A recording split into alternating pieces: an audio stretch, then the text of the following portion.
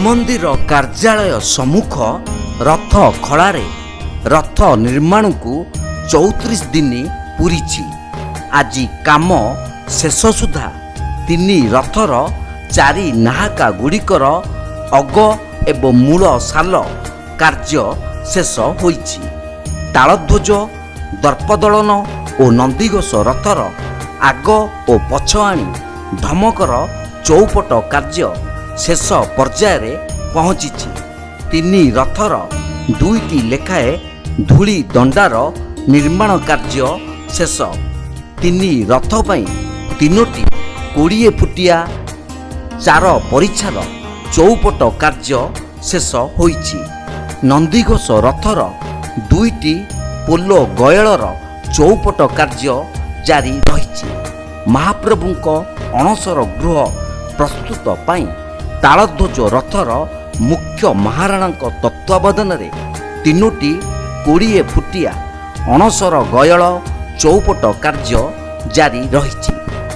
ଆଜି ସୁଦ୍ଧା ତାଳଧ୍ୱଜ ରଥ ଓ ନନ୍ଦିଘୋଷ ରଥର 5 ଦଣ୍ଡା ଓ 2ଟି ଲେଖାଏଁ ପାର୍ଶ୍ୱ ଦଣ୍ଡା ଚୌପଟ ସହ 2 ମୁଖ ସାଲ କାର୍ଯ୍ୟ ଶେଷ ହୋଇଛି।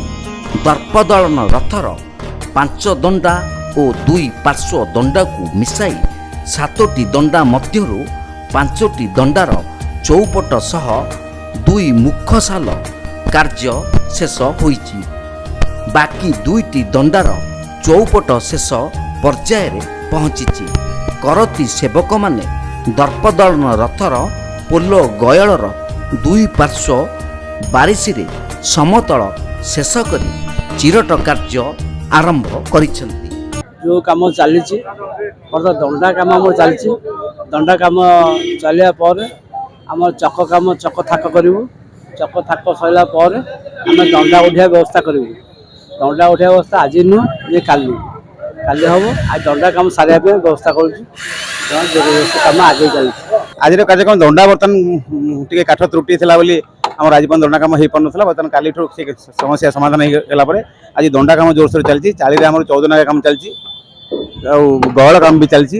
ମୁଖ୍ୟତଃ ଦଣ୍ଡା କାମ ବର୍ତ୍ତମାନ ସମସ୍ତେ ବର୍ତ୍ତମାନ ଖରାରେ ଦଣ୍ଡା କାମ କରୁଛନ୍ତି। ଦଣ୍ଡା କାମ ସରିଲା ପରେ ଚକ ଆମର ସବୁ ଚକ ସେଟ୍ ହେଇକି ଗଳି ଯାଇଛି। ତାକୁ ଠିକ୍ ପୋଜିସନ୍ ନିଆଯିବ। ପୋଜିସନ୍ ନେଲେ ଯେତେ ଶୀଘ୍ର ଦଣ୍ଡା କାମ ସରିବ ସେ ଶୀଘ୍ର ଚକ ଉପରେ ଦଣ୍ଡା ଥୁଆ ହେଇଯିବ। ଥୁଆ ହେଲା ପରେ ବର୍ତ୍ତମାନ 4 ନାକା ମଧ୍ୟ ଆମର ସମ୍ପନ୍ନ ହେଇଛି। ଗରଗରା ସମ୍ପନ୍ନ ହେଇଛି। ଏହି ହିସାବରେ ଆମର ଦେଖିବାକୁ ଗଲେ ବର୍ତ୍ତମାନ ଯେତେ ଶୀଘ୍ର ଦଣ୍ଡା କାମ ସରିବ ଆମେ ସେଥିରେ ସମସ୍ତେ ଲାଗିଛୁ।